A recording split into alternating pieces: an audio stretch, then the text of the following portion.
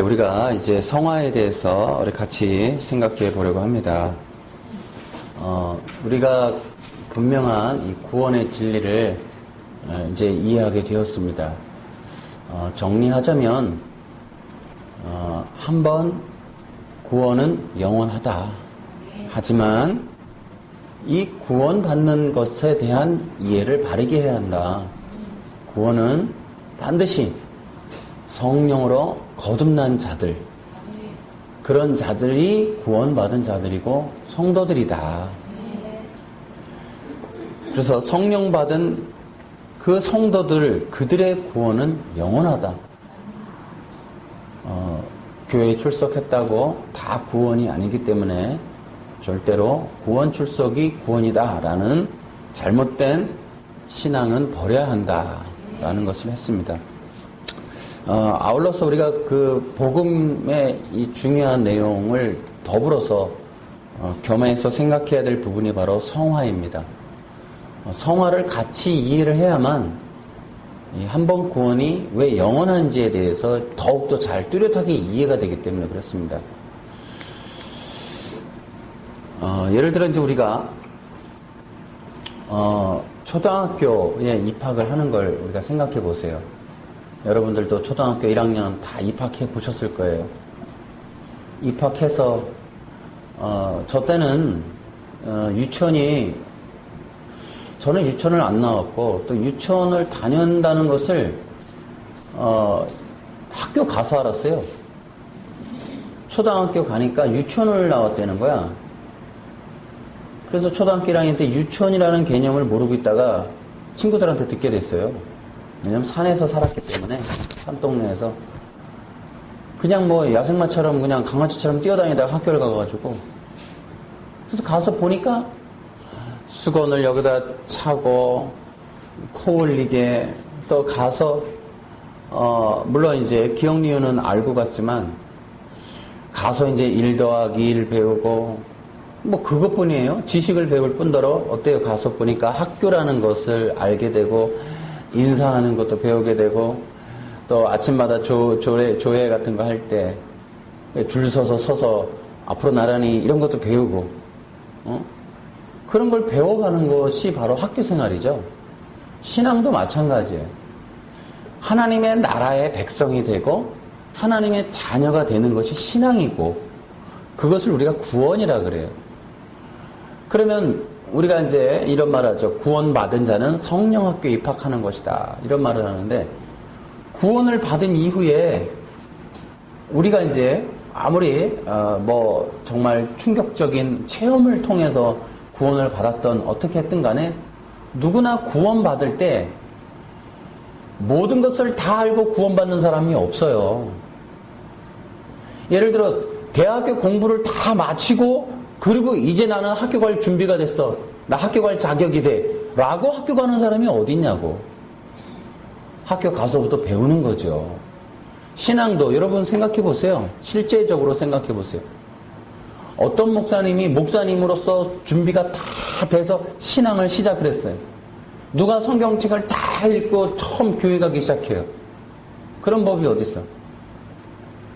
그러면은 구원이라는 거는 정말 우리가 모를 때, 우리가 다 알지 못할 때, 모든 진리를 다 수용하지 못했을 때 하나님의 은혜로 구원을 받아서 이제 그때서부터 하나씩 알아온 거예요.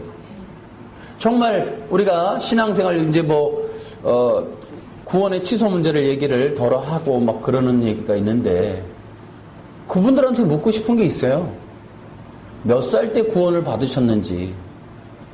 그러면 그날 이후부터 지금까지 한 번도 실수하신 적이 없는지. 여러분 학교 가서 보세요. 1학년, 2학년. 저 때는 정말 학생들도 무진장 많았고 그야말로 정말 못 먹을 당시니까 옷도 없어가지고 이렇게 천을 사다가 미싱으로 박아갖고 그냥 옷 해입던 그런 시대예요. 저는 그렇게 살았어요. 가난했죠. 학교 가니까 다 원시인들이에요, 다 애들이. 동네 아이들이지만 전부 원시인들. 정말 뭐 한두 명 빼고는 다 코 그냥 다 흘리고 그냥 수업 시간에 코 빨아먹고 이런 애들 다 모여 있었어요. 그때서부터 이제 사람이 돼가기 시작했어요. 여러분, 저는 어릴 때 아침에 일어나면 씻고 그런 거 없었어요. 하루 종일 놀다가 더러워지고 목마르면 물 마시고 밥 먹고 이랬지. 근데 학교 가니까 어때요? 세수하고 갔어. 사람이 돼가더라고. 머리도 빗을 줄 알고 머리도 감을 줄 알고 점점점 이렇게 배워가고 나아져가고 형성이 돼가는 거예요. 신앙이 그런 거예요. 어떤 사람이 완전해서 나 이제 신앙할 자격이 생겼어 그러고 신앙하는 사람이 어디 있고, 누가 목사님이 될 때, 전도사님이 될 때 나 이제 완전하니까 이제 해도 되겠네라고 하는 사람이 어디 있어요? 하면서 배워가는 거지. 그래서 어때요? 실수도 있고 모자란 것도 있고. 여러분 우리 이제 초등학교 1학년 가니까 여러분 다 100점 맞았죠? 첫날서부터 다 100점 맞았죠, 그죠? 완벽했으니까. 흠도 점도 없어야 되니까, 그죠? 나는 학교 갈 준비가 돼서 오신 분들 아니야. 그러니까 다 100점 맞았겠죠. 그렇지 않아요. 거기 가서도, 학교 가서도 어때요? 또 빵점짜리도 나오고. 왜? 이 애들이, 아니, 그때 산에서 커갖고 동네 애들 우리 다 갔는데 1 더하기 숫자 개념도 없는 애들도 허다 했어요. 지금은 완전히 다른 세상이지만. 뭐 빵점이 뭐예요? 빵점 자체 개념도 없는데 그냥 재밌는데 뭐 막 쓰고 막 그냥 뛰어다니는 건데 뭐 막. 그때는 학원이라는 것도 없었고. 그러니까 그냥 막 노는 거였죠. 빵점이라는 개념도 없었어요. 받아쓰기 하는데 뭐 옆 사람 보고 막 같이 쓰는데 무슨 뭐 그림 그리는 줄 알았지 뭐. 글씨 쓰는 게 어딨어. 그림이지 그림. 근데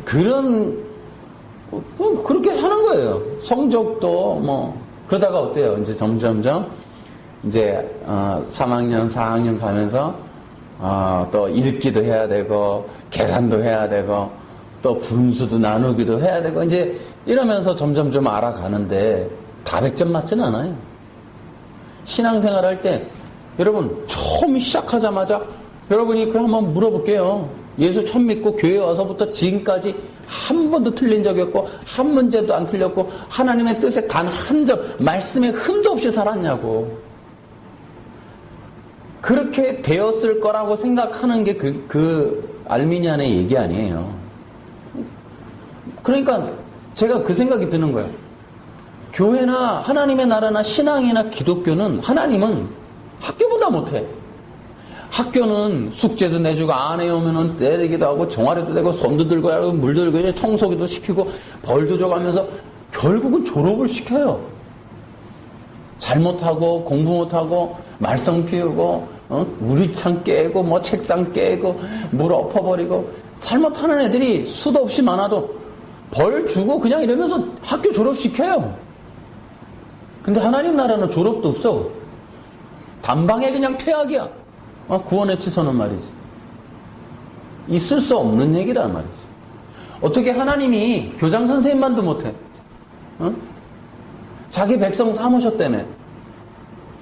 그러면 푹 끌어안아서 가르쳐서 훈육해서 모자란 거는 채워주고 잘못된 건 고쳐주고 신분 잘못된 거는 또 따뜻하게 사랑 부어주고 이렇게 해서 사람 맹글어가는 거지.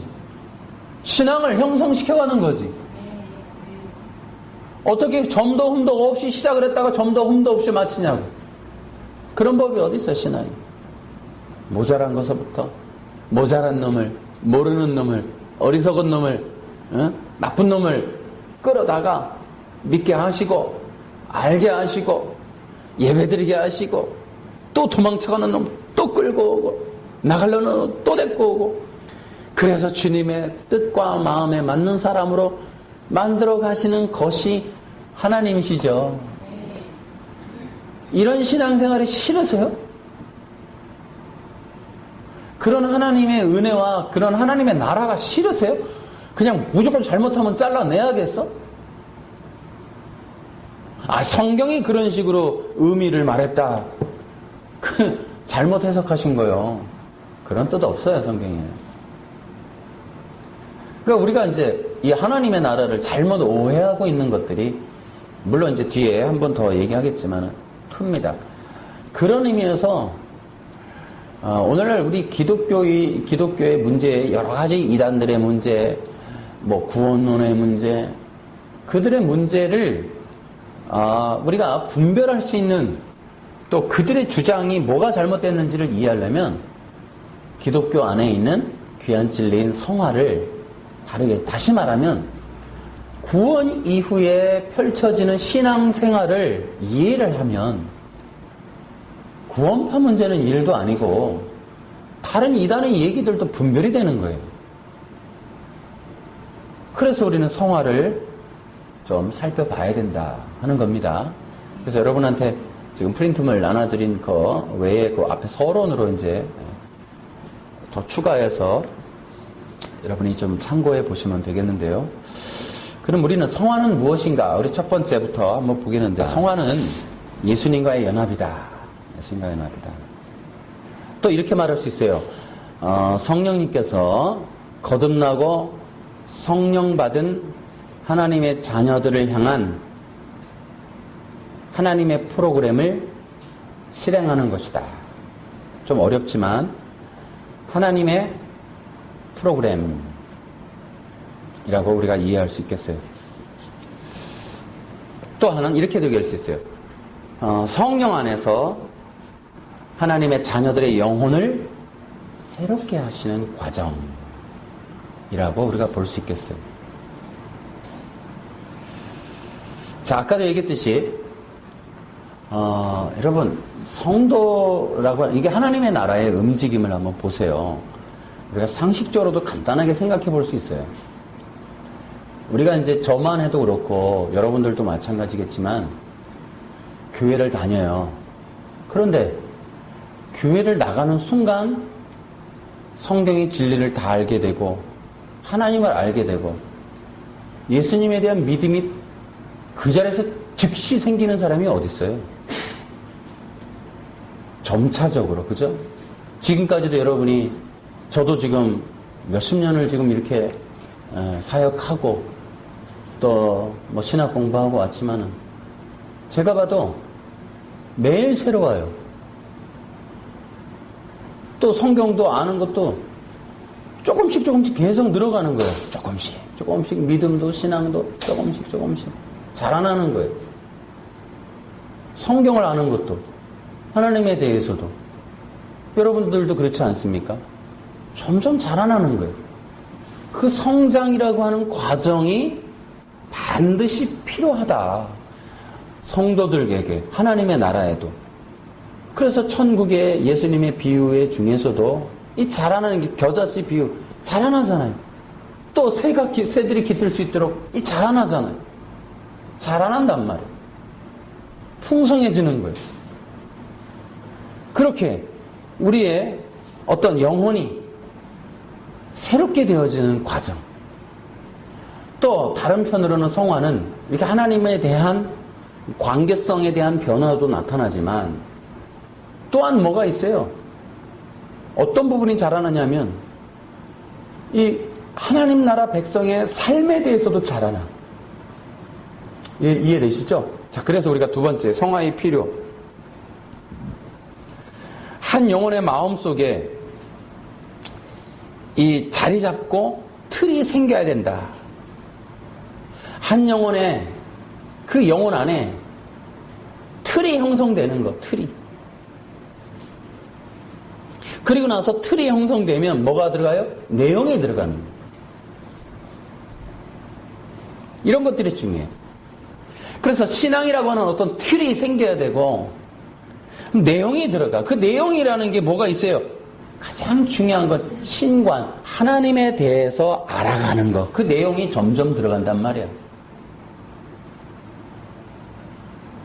성령으로 거듭나서 마음의 성전이 세워지는 틀이 생기고 나면 서서히 그 안에 이제 이 내용물이 들어가. 하나님이 성령님을 통해서 이제 우리 안에 이제 신관, 하나님에 대해서 아는 것, 그러니까 삼위일체 하나님에 대해서, 그죠? 또한 이 믿음이 형성돼야 되니까 믿음의 내용이 들어가. 내가 무엇을 믿을 것이냐 하는 믿음의 내용이 들어가. 이것이 이제 히브리서 11장에도 나오는 거예요. 모세와 아브라함에게 이 메시아의 언약을 주고 또 그들이 그 언약을 믿고 살아갈 수 있도록 그 믿음의 내용을 계속 가르쳐 주는 거예요. 이스라엘 백성들이 지금도 토라를 읽으면서 하나님에 대해서 점점 알아가듯이 점점 그 안에 알아가는 그 내용들이 들어가는 거예요. 그래서 성령님을 통해서 우리 안에 이 영적인 공급이 이루어진다. 그래서 자라나는 거예요. 자라나는 거. 구원받았다. 잘못했다. 구원 취소다. 너는 잃어버렸다. 너는 뭐 이제 지옥 갈 것이다. 비기독교적인 성경에도 등장하지 않는 그런 이상한 논리들을, 말도 안 되는 내용들을, 진짜 안타깝습니다, 진짜. 그렇기 때문에 성화라는 것을 우리가 반드시 이해를 하면 그 안에 우리가 이제 바르게 구원론까지도 정립이 된다. 어떤 분은 또 그런 얘기를 해요. 성화라는 말이 성경에 어디 있습니까? 중보기도 있냐? 삼위일체 있냐? 영적 전쟁이 있냐? 내적 치유가 있냐? 상한 마음 뭐 이런 거 있냐? 없어. 그런데 그런 내용이 없냐? 영적 전쟁 네 단어는 없는데 에베소서 6장 봐. 왜 없어? 성화라는 두 글자는 등장하지 않는데 성화라고 하는 이 한문은 등장하지 않지만 이 성화의 개념, 거룩함이라는 단어는 있어. 이걸 어떻게, 이거 어리석다, 기독교인들이. 성화라는 말이 없다는 거야. 왜냐면은 성화의 과정이 자리를 잡으면 구원의 취소 문제가 자연히 해결되니까 구원의 취소를 주장하는 저쪽에 있는 어떤 교회 그 목사님, 사모님이 그런다 그러잖아요. 성화라는 말이 어디냐고 막. 그러니까 왜냐하면 성화가 들어가는 순간 구원의 취소가 자리를 못 잡는단 말이에요. 그러니까 성화를 부정하려고 그래요. 그러니까 되게 어리석은 길로 가는 거야. 그 구원이, 그래 나는 묻고 싶으면 구원의 취소가 그래 좋은가? 아니 그게 그렇게 좋은 거야 자기들한테? 야, 난 그것도 웃기는 것 같아. 나는 그래요. 그거 있다고 주장하는 분들이 주장이 성경이 뭐 있다고 했겠지만 나는 우리가 주장하는 게 나는 내가 낫더라고. 실제적으로도 사는데도 편해. 내가 죄를 짓는 게 아니라 성화에 모자란 내가 하나님의 은혜로 이 구원에 이르게 된 그 은혜가 너무 좋아요. 그냥 그게 더 낫더라고 나는. 뭐 내가 어느 신학이다 교파다 이걸 떠나서도 난 그게 더 좋아. 하나님의 은혜가 더 좋아 나는. 내가 할 수 있는 게 없어서, 우리가 내세울 수 있는 게 없어서 우리의 연약함을 계속 발견하게 되기 때문에 나는 이 연약함으로 구원을 이룬다는 게 상상이 안 돼. 오직 하나님의 은혜로 구원받는다는 그 진리, 그걸 붙드는 게 너무 위로가 돼. 할렐루야. 나는 예수님 붙잡을 거예요. 나를 붙잡지 않고 예수님 붙잡고 난 천국 갈려. 싸울 수 있는 공로 아무것도 없어. 예수님이 도와주시고 보호해주시고 덮어주시고 끌어주시고 땡겨주시고 잡아주지 않으면 에이 어린 반푼어쳐도 없다. 나는 적어도 내 구원은 그렇게 믿어. 나는 마지막 죽기 직전에 성화의 뭐 행동 선행을 봐야 된다. 자신 없어. 나 죽기 직전까지도 애짓할 것 같아. 철이 안 들 수도 있어. 근데 예수님을 꼭 붙들고 싶어요. 그때까지 내가 하고 싶은 건 내 믿음 정말 성령 안에서 더 단디해가지고 예수님 한 번만 붙잡고 천국 가는 수밖에 없겠다. 난 지금도 그걸 믿어요. 뭐 다른 분들은 뭐 취소해가지고 뭐 더 좋은 진리가 있는가 모르겠는데, 뭐 여러분들은 내 믿음, 모르겠어요. 내 믿음도 그렇다면 성경대로 믿으세요, 여러분. 성경대로 믿으세요. 아무쪼록 저는 이 영상을 제가 이렇게 인터넷에 띄우기로 한 것 중에 하나가, 저는 적어도 구원에 관해서 헷갈려하는 분들이 조금이나마 도움이 됐으면 좋겠고, 구원의 복음을 잘 모르는 분들에게 좀 기독교적인 내용을 알리고 싶어서 그렇게 띄우는 거예요. 다만 구원의 취소 때문에 방황하는 분이 있다면 적극적으로 돕고 싶어요. 저는 최소한 지금 제가 제 양심적으로 또 신앙적으로 신학적으로 말할 수 있는 것, 구원의 취소는 성경에 없다, 그런 얘기를 꼭 해주고 싶습니다. 그러니 하나님의 은혜를 기대해라. 우리의 구원, 예수님을 믿는 믿음 안에 형성된다. 그러나 그 믿음이 진짜 믿음이 있는 사람들은 성령 받고 거듭난 자들일 텐데, 그들은 반드시 성령 받음에 대한 성령의 나타나심이 있을 거고, 예수 그리스도의 십자가의 길을 걷는 삶의 모양이 나온다. 그래서 야고보에서 말한 것처럼 돈이 많은 사람이 오니까 막 아부하고 뭐하고 너희들이 그렇게 할 수 있느냐? 그러니까 성령 받은 자들은 오히려 그렇지 않을 거라는 거죠. 그러니 성령 받은, 구원받은 하나님의 자녀들은 반드시 성령의 열매, 성령의 나타나심, 성령의 은혜가 나타난다. 그러니 근데 그것이 믿음을 통한 행위 구원을 주장하는 게 아니고 믿음을 통한 성령 받음이 나타남이다. 그런 것뿐이지, 그 성령의 역사가 그 성도들을 통해 나타나고 증명이 된다고 해서 그 성도들의 구원이 행위의 구원이다 라고 말하지는 않는다라는 거죠. 이해되시겠죠? 그래서 어떤 사람들은 아니 구원받았으면 행위가 행위를 야고보서에 보면 행위로도 구원은, 내가 나중에 이제 야고보서도 이제 다음 편에 찍겠습니다만은, 야고보가 말하는 건 그 행위가 구원에 이르는 구원의 공로로서의 행위가 아니라 구원의 결과, 구원의 열매, 성도의 당연한 행위, 그런 것들을 말하고 있다라는 거를 좀만 기다리세요. 제가 또 해드릴게요. 자, 그래서 이제 이 신앙 안에, 신앙의 틀이라고 하는 그 틀을 잡아놓고 그 안에 내용물을 넣어준다. 이 신앙의 내용.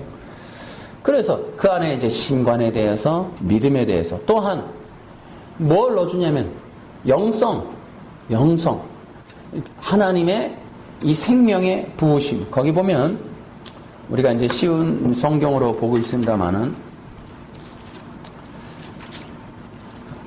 10절에 보면 새 사람을 입었으니 이는 자기를 창조하신 이의 형상을 따라 지식에까지 새롭게 하심을 입은 자니라. 바로 이런, 또 여러분의 삶 속에 새로운 삶이 시작됐습니다.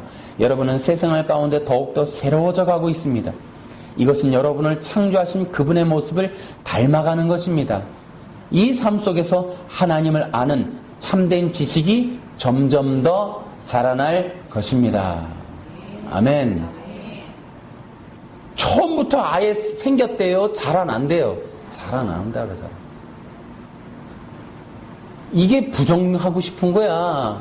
알미니안들은 이거 부정하고 싶은 거야. 성화를 부정하고 싶은 거야.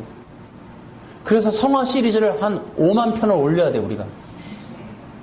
인터넷 열면 무조건 성화가 뜨게. 부정하고 싶은 것 때문에 경악하게. 성화라는 말이 한문으로 된 성화라는 단어는 없지만 성화의 개념은 있다라는 거지. 얼마나 정말 안타깝고 그런지 모르겠어요. 그래서 나는 그런 분들은 정말 복음이란 말을 쓰지 않았으면 좋겠어요.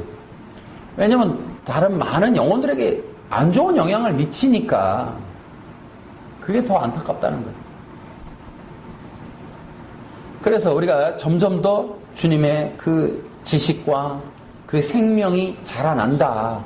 이게 또 영성이야. 생명. 그 하나님의 생명이 우리 안에 점점 자라나는 거예요. 그래서 어때요? 우리 안에서 이제 육보다 영이라는 걸 알게 되고, 또 이 땅보다 하나님의 나라를, 돈보다 주님을, 내 육신보다 이 성령님을, 그렇게 우리가 이 하나님을 향한 영혼의 창문이 열리는 거, 이게 영성이야. 그래서 우리는 성령 안에서 점점 더 연단과 훈련 속에 영성 훈련을 통해 영성이 자라가야 돼. 풍성하게 이 세상을 바라보는, 이 세상을 살아가는, 또 내 안에 하나님의 영적인 나라가, 하나님의 나라가 풍성해지는 것. 할렐루야. 그러한 생명력이 내 안에 풍성해지는 그것이 영성 형성이야. 그것을 그 안에 계속 채워가야 돼.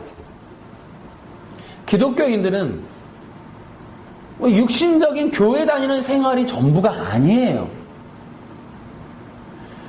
지금도 성령 안에서 부어지는 하나님 나라의 생명으로 영혼이 풍성해져 가야 돼. 교회에 좋은 말 들어가는 게 아니라 하나님의 생명의 말씀을 듣는 거야. 그 말씀이 풍성해지는 것도 영성이 풍성해지고, 기도를 통해서 성령의 기름 부음 안에 들어가는 것도 또 더욱더, 또 찬양을 통해서, 예배를 통해서 우리의 영혼이 하나님 나라 안에서 점점 자라나는 것이 영성 형성이야. 그렇게 우리 안에 그런 생명력이 더 자라나야 된다. 그 11절에도 새로운 생명을 받은 자들에게는 이렇게 돼 있어요. 그 새로운 생명을 받은 그것이 영성이요. 근데 그것이 점점 자라나고 풍성해지고 단단해지고 점점 더 열매를 맺어가는 것. 그게 기독교인의 삶이라. 교회에 앉아있다고 다가 아니고, 교회 다닌다고 대가 아니고, 여러분 직분자들도 망상이나 착각을 가지면 절대 안 되죠. 제가 분명히 얘기합니다. 목사라고 하는 타이틀이 구원을 보장하지 않습니다. 마찬가지로 장로, 권사, 집사라는 직분은 절대 구원받은 자의 표징은 아닙니다. 교회라고 하는 건물이나 조직과 사람의 모임 안에서 행정적인 편리를 위해서 만들어 놓은 것이 직분이라는 거지, 직분은 절대 구원의 표식이 아니다.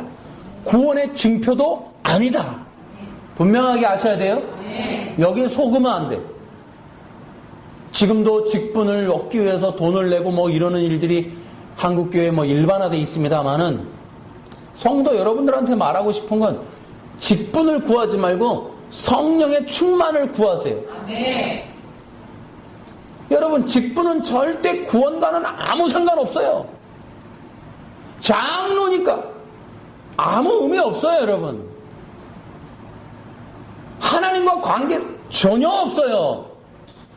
교회라고 하는 사람들이 모여있는 공동체이기 때문에 질서가 필요해서 행정적인 직제를 만들어 놓은 것이 다만 직분일 뿐이 더 이상의 의미는 없어요. 이해하시겠죠? 절대로 그렇지 않습니다. 여러분이 착각하거나 오해하시면 안 돼요. 그래서 장로, 권사 행정적으로 그들이 해야 할 일이 있어서 장로인 거지, 장로가 구원을 받았다거나 신앙이 우수하다거나 남보다 탁월하다거나 절대 그렇지 않습니다. 여러분 그런 거를 가지고 우리가 직분을 가지고 그렇게 평가하거나 판단할 수 없다. 명심하셔야 돼요. 그런 거에 속아서도 안 돼. 심지어는 목사님들도 마찬가지란 말이에요. 목회자라고 하는 것이 분명 성령 안에서 하나님께서 주시는 기름 부음의 종이 맞지만은, 그러나 지금 이 시대는 어떤 그런 정확한 어떤 그런 절차를, 성경적 원리는 갖고 있지만 한국 교회에서 시행되는 목사 직분에 대한 것은 결코 성령님이나 구원과 연결되어 있다거나 증표거나 확신이라거나 도장이라고 말하기는 어렵습니다. 어느 누구도 그렇게 자신하면서 줄 수도 없고 받을 수도 없는 거예요. 다만 자신 안에 있는 믿음과 자신 안에 있는 신뢰성일 뿐인 거지 세상을 향해서 드러내는 증표는 아니다. 아시겠죠? 그런 것들을 오해하면 안 되죠. 자, 그 다음에 세 번째로 이 성화의 길이 있어요. 성화의 길이 뭐냐면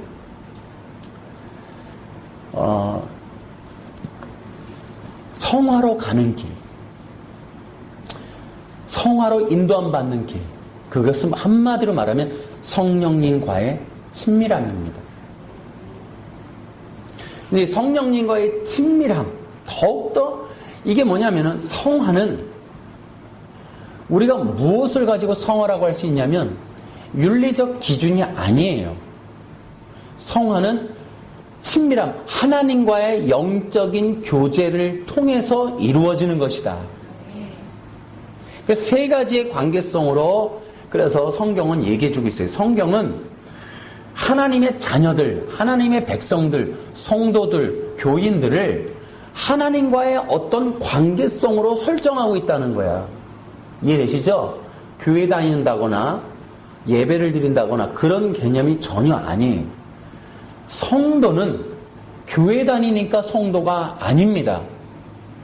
그러면 성경에서 세 가지로 말하는 그 관계성이 무엇인가 하면 첫 번째는 아버지와 아들의 관계성. 성도는 하나님과 자녀의 관계를 맺은 자들이다. 아멘. 두 번째로는 하나님과 백성의 관계. 또 세 번째로는 신랑과 신부의 관계로 하나님과의 관계성을 설정해 주고 있다.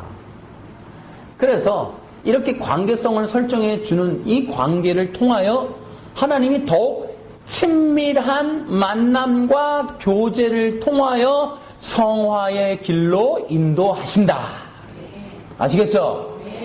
다시 구별합니다. 성화는 윤리적 행위나 율법적 기준, 준수 이런 걸로 가는 것이 아닙니다. 성화는 하나님과의 관계성으로 나아가는 거예요.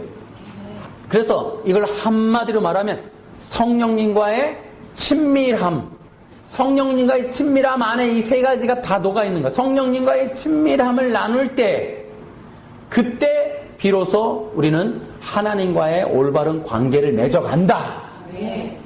그것을 보여주기 위해서 성경은 세 가지로 늘 보여주고 있다라는 걸 얘기해 준 거예요. 여러분, 성화나 신앙의 올바른 길은 하나님과의 관계로 이어지는 거예요. 하나님과의 관계로 형성되는 거란 말이에요. 기독교 신앙이란 무엇이냐? 할렐루야, 주일날 내가 아무것도 안 하고 버스도 안 타고 외식도 안 하고 이런 걸로 가는 게 아니고 율법적 준수로 신앙의 길이 가는 것이 아니에요. 기독교 신앙의 형성의 핵심은 성령님과의 친밀함이다. 성령 받고 거듭난 성도들의 나머지 삶은 반드시 성령님과의 친밀함의 삶이다. 그래서 성도의 규정을 교회 다니는 걸로 하면 안 된다는 거예요. 반드시 성령 받았느냐? 또한 성령 받음의 증거를 어떻게 볼 수 있느냐? 성령님과의 친밀함으로 볼 수 있다.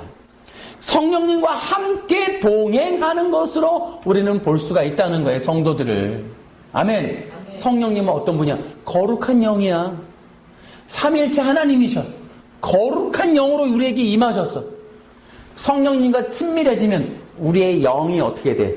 거룩해져. 우리의 영혼이 거룩해진다는 거예요. 우리의 삶이, 인생이, 생명력이 어떻게 된다? 거룩해져. 성령님과의 친밀함 속에. 그래서 성령님과의 친밀함을 통하여 우리가 온전한 신앙으로, 온전한 하나님의 백성의 자녀로 단장되고 무장되어지는 것이다. 할렐루야.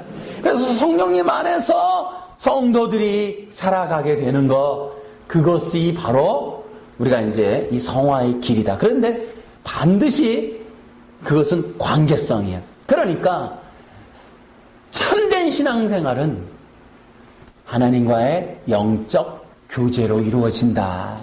아멘. 계속해서 여러분 이 개념을 잊으면 안 돼요. 그래서 기독교라고 하는 종교라고 말한다면 기독교를 다른 종교와 차별성은 성령님과의 친밀함이에요. 다른 종교는 어때요? 빌고 비는 거죠. 빌고 빌어요. 저 하늘에 어떤 누군가에게, 부처에게도 뭔가 빌어 자꾸 뭔가. 여러분 잘 빌잖아요. 절에 가면은 2000배, 3000배 얼마나 빌어요. 근데 기독교는 그렇게 우리가 규정할 수 있는 것이 아니고 기독교는 하나님과의 친밀함, 성령님과의 친밀함.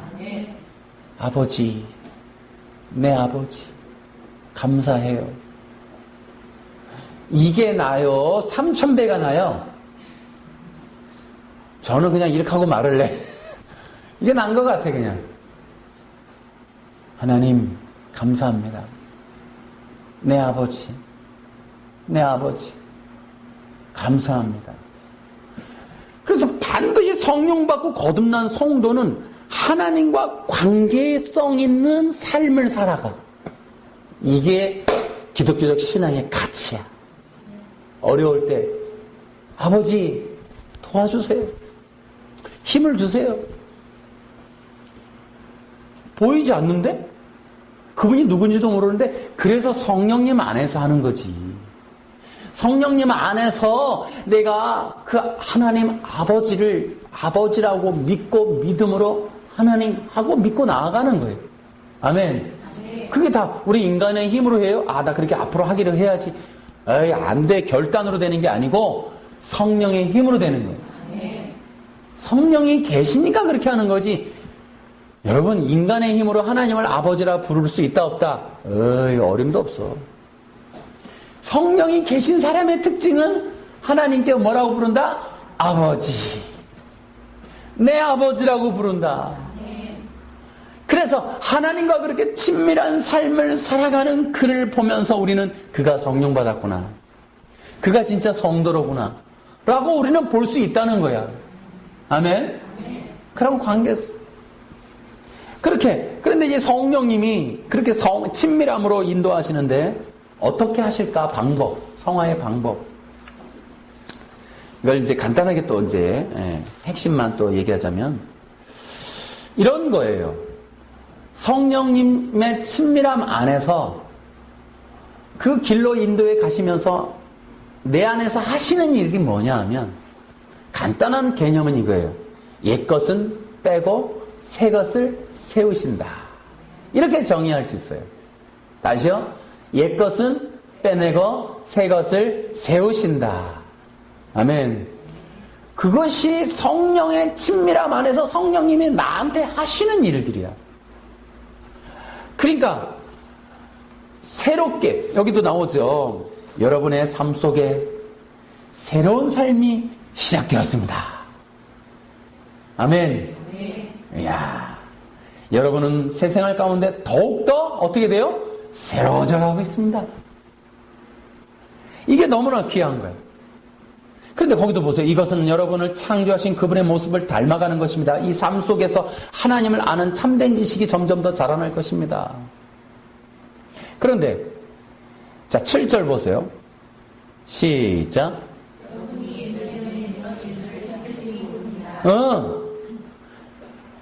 여러분이 예전에는 이런 일들을 했을지 모릅니다. 그러나 여러분의 생활 가운데서 시작. 여러분의 생활 가운데서 이런 것들을 예전에 있던 것들이 있었어요, 없었어요? 있었어요. 여러분 안에, 우리 안에 있단 말이에요. 그런데 그런 걸 어떻게 하라는 거야? 지금 시작. 몰아내라고 심쓰는, 몰아내라고. 아멘. 옛것은 버리고 새 것을 세우시는 것. 뭐 여러 가지로 말할 수 있어. 옛것을 뽑아버리고 옛것을 허물어버리고 새 것을 세우시고 새 것을 심으시고 새 것을 만드시고. 그러니까 두 가지 면으로 보는 거야. 일단은 어떻게 해야 돼? 옛것은 몰아내야 돼. 성경 말씀으로 보면. 그리고 새 것을 받아들이고 새 것으로 자라나야 돼.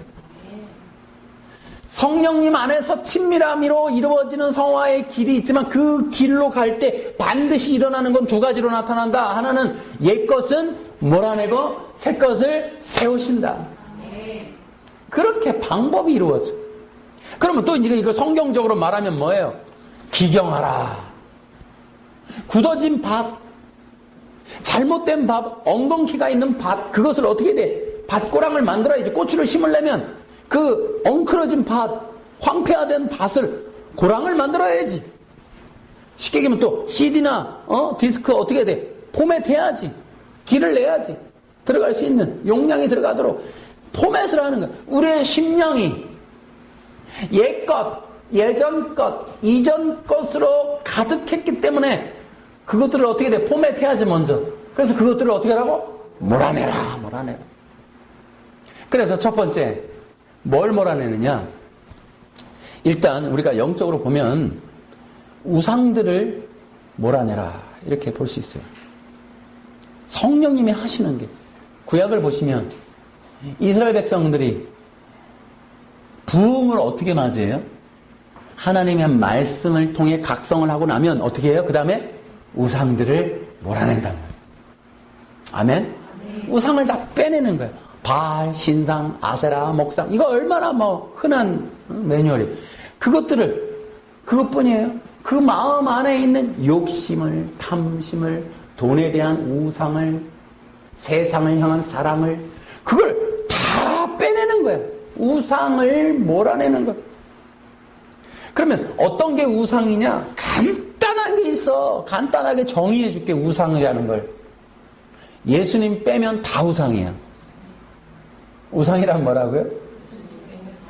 예수님 말고는 다 우상이야. 알겠어? 예수님 말고는 다 우상이야, 그냥. 거기다가 뭘 말하려고 그러지만 왜 수억만 가지니까.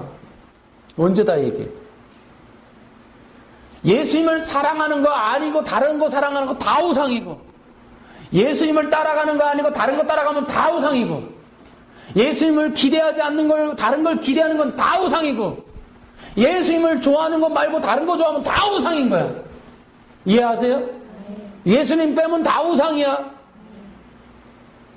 예수님 사랑하는 것 말고 다른 거 사랑하는 거 있으면 다 우상이고, 예수님 말고 다른 비밀이 있으면 여러분 다 우상이야. 우상숭배야, 우상숭배.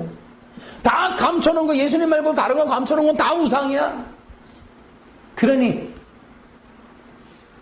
뺄 게 얼마나 많아. 우린 몰아내야 될 게 너무 많아.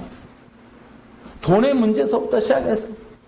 그러니 성령님과의 친밀함 속에 우리 영적 생활이 얼마나 바빠. 얼마나 할 일이 많아. 다 빼내야 돼. 다 빼내야 돼. 어떤 광고 문구 보니까, 그 다이어트 하는 때 보니까 뼈만 남고 다 태우자. 예수님만 빼고 다 몰아내자. 우리의 영혼 육 모든 것에서 예수님만 딱 남겨두고 다 빼내자. 그게 성령님과의 친밀함에서 이루어지는 성화라는 거야. 두 번째로 뭘 빼내느냐? 견고한 진을 허물어야 돼.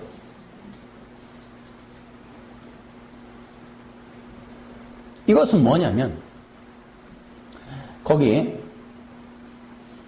이 삶 속에서 하나님을 아는 참된 지식이 점점 더 자라날 것입니다. 여러분, 새로운 것이 들어가려면 옛 것이 나가야 돼. 그리스도의 지식, 하나님의 나라의 방식, 하나님에 대한 마음이 들어가려면 그 속에 있는 게 나가줘야 돼. 우리가 그리스도에 대한 지식을 가로막고 있는 것들과 하나님의 나라의 삶을 형성하는 데 가로막는 것,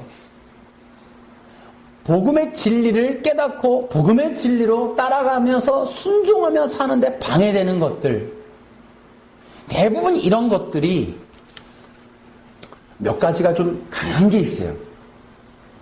강한 게 뭐냐? 안 빠지는 거. 우리 인생을 통틀어 경험과 지식과 또 학습과 유전을 통해 형성된 어떤 것들, 그게 견고한 진과 같다. 예를 들어 그 기질적인 거, 생각, 경험, 이런 것들이 바른 복음이 들어가는데 방해가 되는 게 우리 안에 있다는 거예요.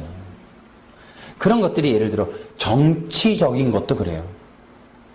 정치적인 사상이나 정치적인 입장이나 정치적인 야망이나 이런 것들은 성경에도 나오지만 대부분 복음과 정면 충돌합니다. 왜냐하면 복음이라는 것은 오직 예수 그리스도를 믿고 죄와 사망 가운데서 구원받는 거야. 그런데 이 로마와 바울의 충돌을 보면서도 알고 있고 이스라엘과 또 이 세속과의 이 전쟁을 통해서도 알지만 정치 권력은 복음과 상당히 대치가 돼요. 개념 자체와 가치관이 달라서.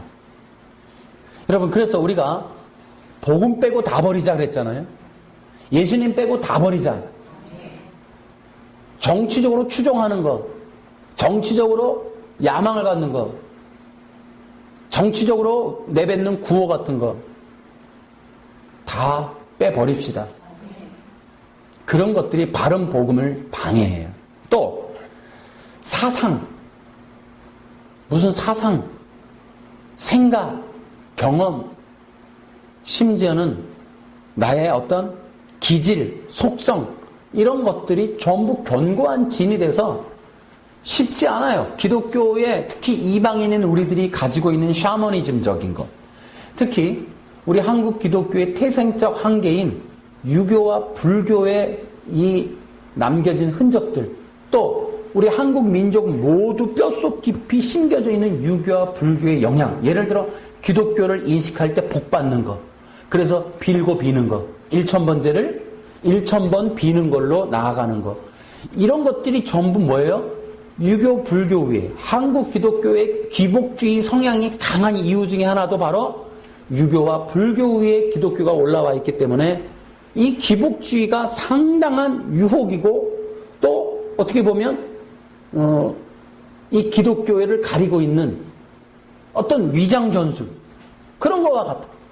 아주 위험천만한, 기독교를 왜곡하고 오해할 수밖에 없는 정말 비스무리한 이 기독교 의식, 이게 기복주의. 이런 것들이 너무 깊이 들어가 있으면 바른 복음이 형성되기가 어렵다는 거예요. 이런 것들을 다 허물어야 돼.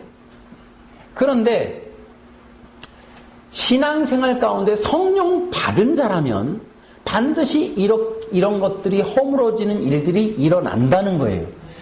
그런데 그런 것들을 이해 못하면, 성령님의 그런 방법을 이해 못하면 계속 시험 들거나 교회를 떠나는 일이 생기는 거예요.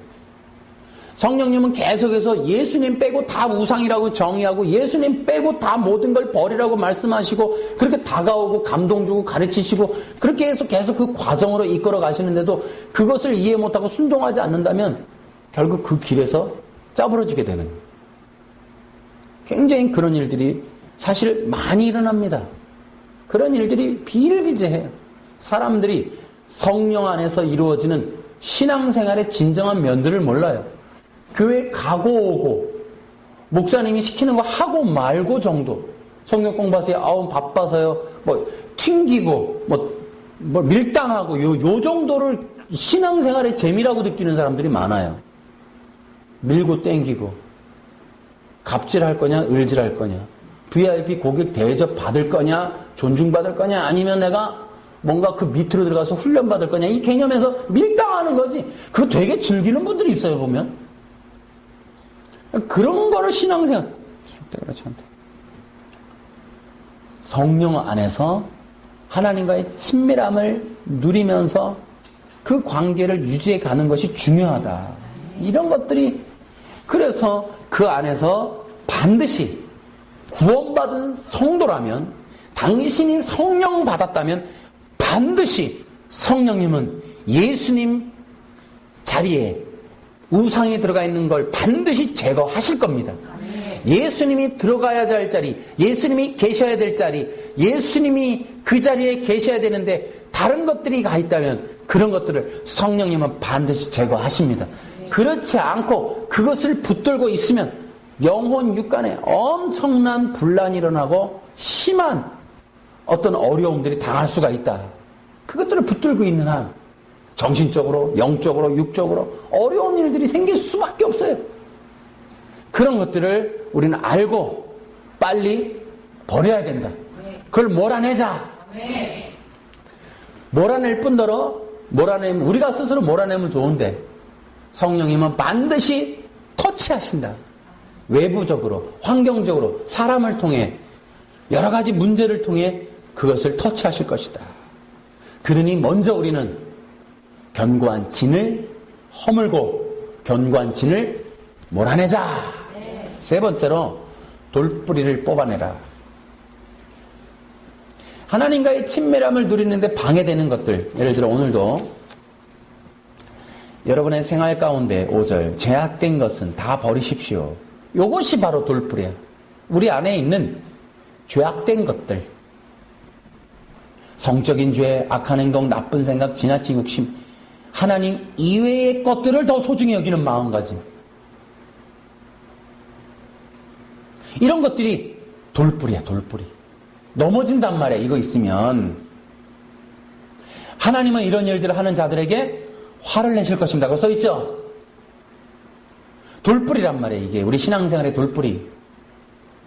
그래서 여기에 어떤 이 돌뿌리를 뽑아내야 돼. 잘못된 악한 행습이나 습관들을 버리자는 거예요. 아멘? 우리 뼛속 깊이, 우리의 행실 속에 들어져 있는 잘못된 것들, 이런 것들 돌뿌리로 뽑아내자. 그동안 우리 교회가 타작틀 교회라는 이름으로 뭔가 우리 안에서 성령님이 행하시는 일들을 주시해 볼 때 이런 일들을 참 많이 하셨어요. 우리의 돌뿌리, 작은 돌뿌리, 큰 돌뿌리든 계속해서 우리를 뽑아내셨어요. 이런 것들을 통해 우리가 더욱더 새로운 삶으로 나아가도록 주님은 도와주셨습니다. 자, 이런 것들이 바로 성화의 방법이다. 성화의 방법 첫 번째 뭐예요? 우상들을 빼내고, 또 두 번째 견고한 진을 허물고, 세 번째 돌뿌리를 뽑아내는 것. 크게 보면 이렇게 세 가지의 이 바운더리를 볼 수가 있어요. 성화의 방법이 이런 일들로 일어납니다.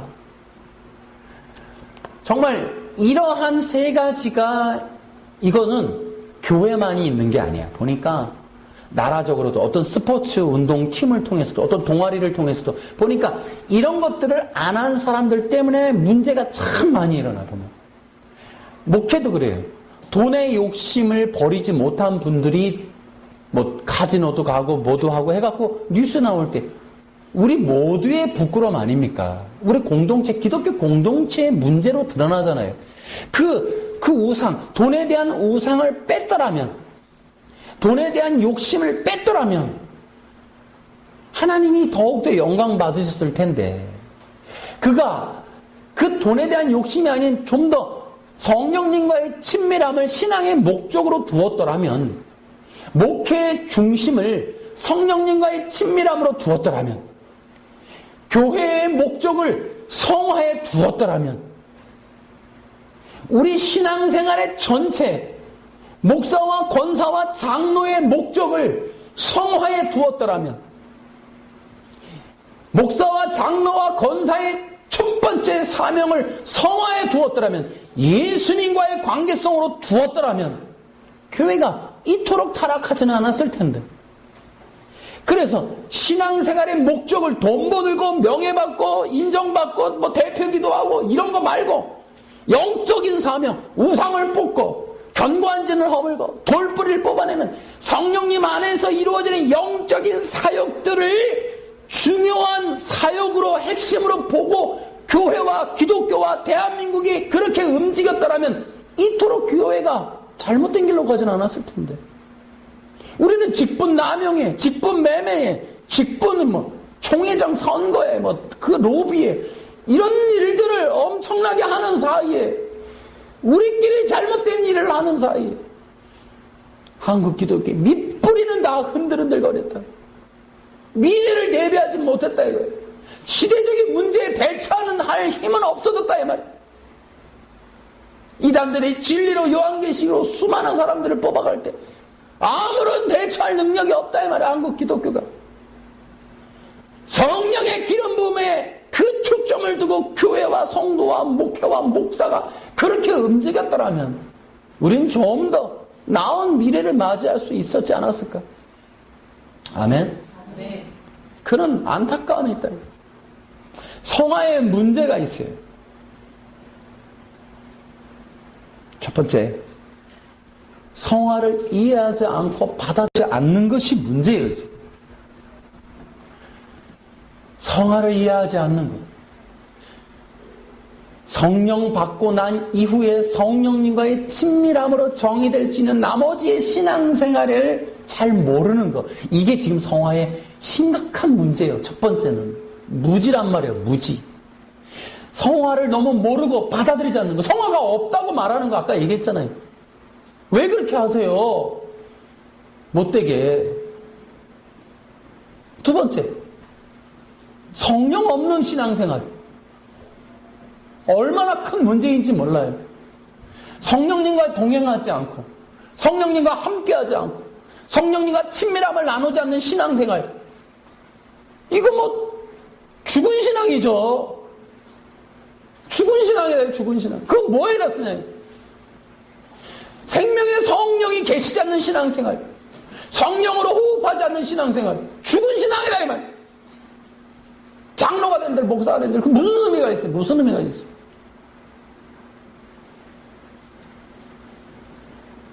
이런 것들이 지금 큰 문제다. 또 하나 문제, 성화의 문제는 뭐냐? 인본주의가 문제, 인본주의.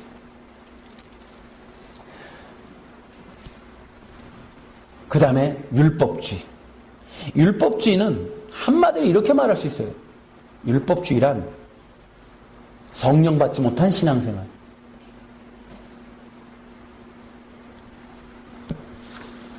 이것이 성화의 문제라고 볼 수가 있어요. 왜냐하면 성화는 성령님과의 친밀함이니까. 아멘. 성화는 뭐다? 성령님과의 친밀함. 그 성령 안에서 살아가는 것. 그것이 성화란 말이에요. 성도들이 성령 없이 사는 것만큼 불행한 게 없어요.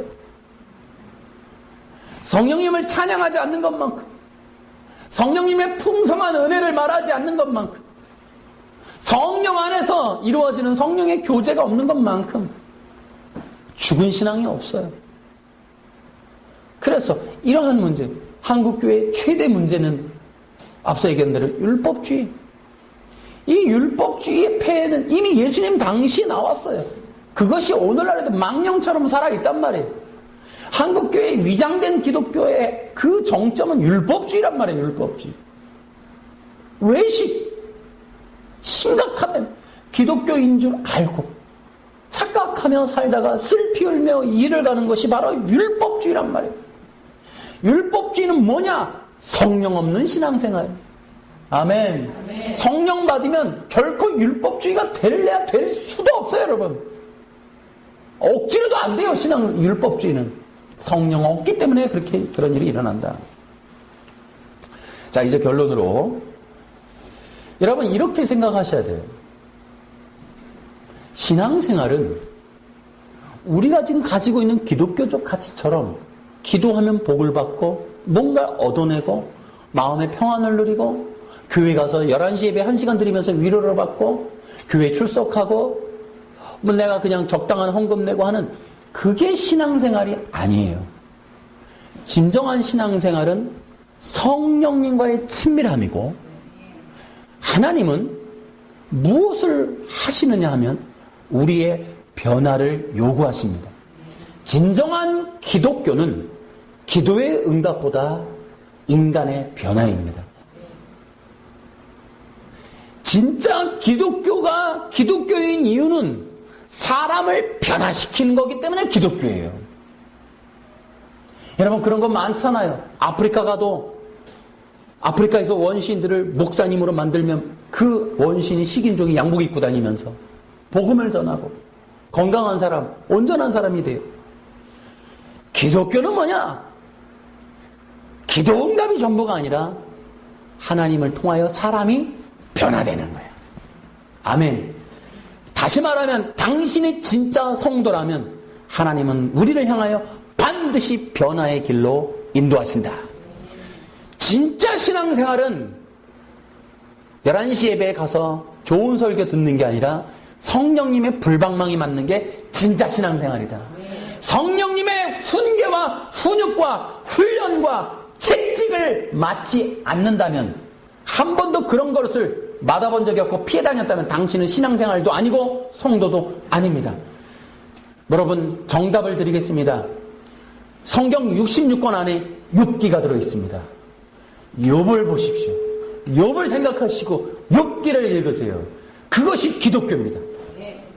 진정한 신앙생활은 욥기를 쓰는 겁니다. 우리는 잘못된 인본주의, 귀복주의, 율법주의에 빠져서 속았어요.